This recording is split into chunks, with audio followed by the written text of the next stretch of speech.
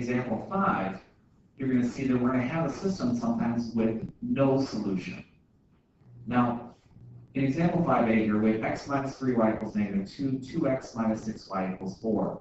Now, as you can see, none of the equations have variables with opposite signs, so we have to make them opposite signs. So if I multiply the top equation by 2, the bottom equation by negative 1, I can have 2x minus 6y equals negative 4, and negative 2x plus 6y equals negative 4. When you add down here, we'll get 0x, those go away, 0y, which goes away, so I have 0 on this side, equals negative 8. This is not true or false. When you get something like this with no variables on one side and a number on the other, and it is a false statement, this is when you get no solutions. There's your answer.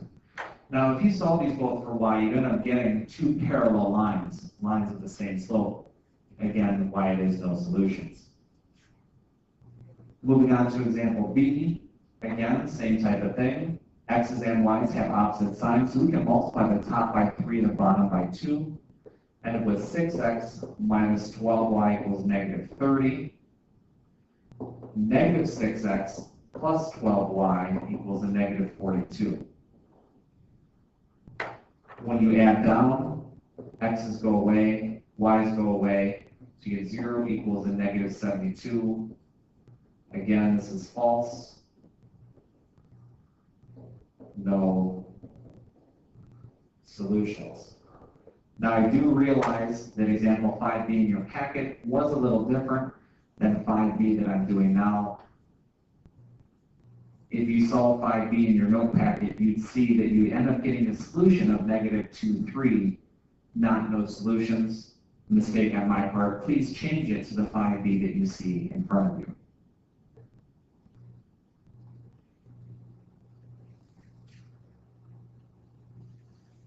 Now, moving on to example 6, we're going to talk about finding infinitely many solutions. Now, an easy way to determine the number of solutions of a system of two linear equations is to look at the graphs of the two lines. There are 3 possibilities. The 2 lines can intersect in a single point, producing exactly one solution. 2 lines can be parallel, producing no solution, which we saw in example 5. Or they could be exactly the same, producing infinitely many solutions. Now, in example 6, let's solve using the elimination method again, and then we'll graph them to show you.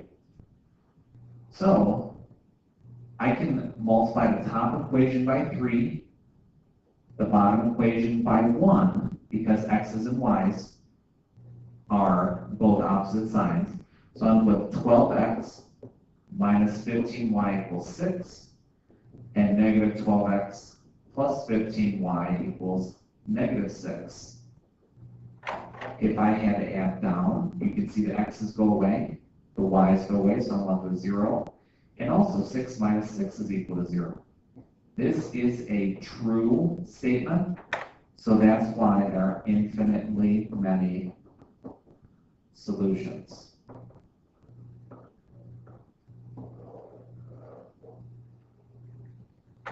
So there's your infinite solutions. Now, if I had to graph this,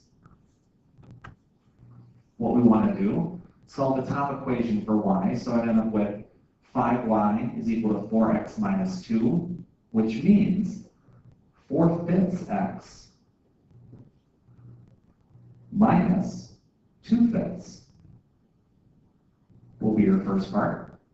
The second equation will be 15y is equal to 12x minus 6, which means you'll have 12/15 x minus 6/15. Now, if you put that on standard, you'll see that there is only one line. Then it's done. You can see it a little easier if I change the second equation to a bold. And there you have it again, only one line.